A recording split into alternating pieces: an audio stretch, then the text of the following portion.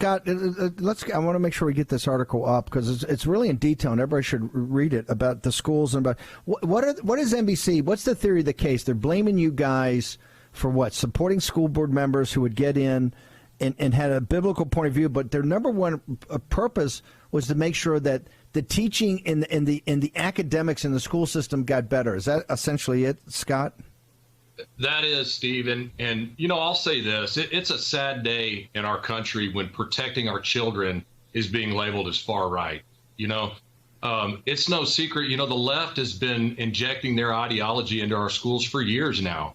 Whether it be critical race theory or gender fluidity or pornographic literature, what have you. That is former Trump advisor Steve Bannon on his podcast today, talking about this story published by NBC's Mike Hixenbaugh this morning. In his new piece, Hixenbaugh explains how a far-right Christian nationalist phone company is using national Republican strategists and consultants to take over school boards in Texas, and they do not plan on stopping there. Joining us now is Mike Hixenbaugh, senior investigative reporter for NBC News. Mike spent years covering how education has become a battleground for conservatives. You can see him here reporting for his Peabody Award-winning podcast, Southlake. Mike and co-host Antonia Hilton covering how America's racial history is felt today. That's what that podcast is all about, and how it's taught to kids in suburban classrooms and how the right is responding to it. Mike, thank you for being here tonight. And thank you for that reporting that both I and Steve Bannon enjoyed reading. Not something I can say often. What was the catalyst for this odd conservative phone company setting its sights on this Fort Worth area in Texas and its school boards? Well, Alex, thank you so much for having me.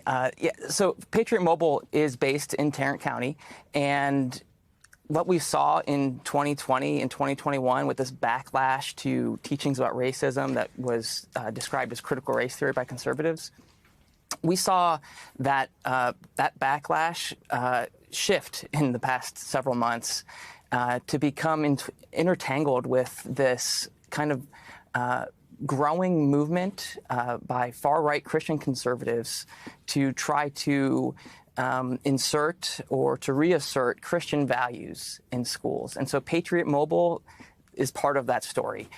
They saw the success that some of these smaller political action committees had in flipping control of school boards in the initial fights over critical race theory.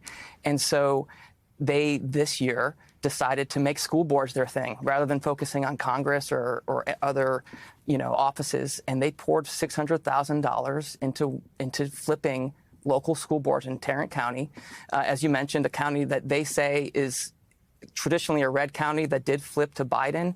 And in their minds, keeping Tarrant red is the key to keeping Texas red. I did some reporting on this very subject in Florida, and what's so haunting are the similarities in the language, in the goals, in the texts, in the lessons, in the standards. It all feels very much a part of this broader conservative movement that's been incredibly efficient in getting sort of indoctrination installed in public schools. I want to just call everybody's attention to what specifically is happening in the policies in these school boards on race, for example, in the Grapevine Collier Independent School District.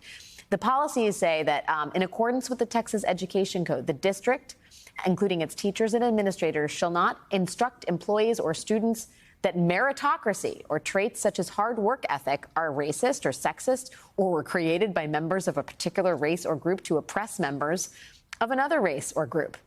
The advent of slavery in the territory that is now the U.S. constituted the true founding of the United States. That's a specific dig at the 1619 Project. Nor shall teachers instruct employees or students that with respect to their relationship to American values, slavery and racism are anything other than deviations from, betrayals of, or failures to live up to the authentic founding principles of the United States, which include liberty or equality. This is all under the rubric of patriotism, isn't it, Mike? But it's more than that. It is more specifically furthering this sort of Christian nationalist agenda that seeks to effectively whitewash America's history on race and institutional racism. That's absolutely right. And in the piece, we touch on this once kind of fringe Christian theology and political philosophy known as the Seven Mountains Mandate, or Christian dominionism. It's this idea that's been around since the 70s or even longer, that true biblical Christians are called to assert their biblical values in 7 key areas of public life, including government, business, the media, church, and education. And what I was talking to religious scholars and historians, the election of Donald Trump in 2016, of all people, brought that worldview and philosophy and made it mainstream. And we're only just now, I think, really starting to understand just how pervasive this is. And I think we're seeing it now in these school boards where, as one scholar told me, this is if you're waging a spiritual war over what is America, what better place than the schools where we teach our history, we teach kids what is okay and what isn't. And so, and part of this, and you cannot separate this, part of this Christian conservative ideology is standing firm that you will not make my kids accept LGBTQ students. You will not force us or any teachers to, address kids by their chosen pronouns. And that is part of what's happening here. It is a piece that everyone should read. It is something that is happening across the country, not just in Texas. Mike Hixenbaugh, Peabody Award-winning senior investigative reporter for NBC News. Mike, thanks so much for being here tonight. Thanks for the reporting. Oh, thank you.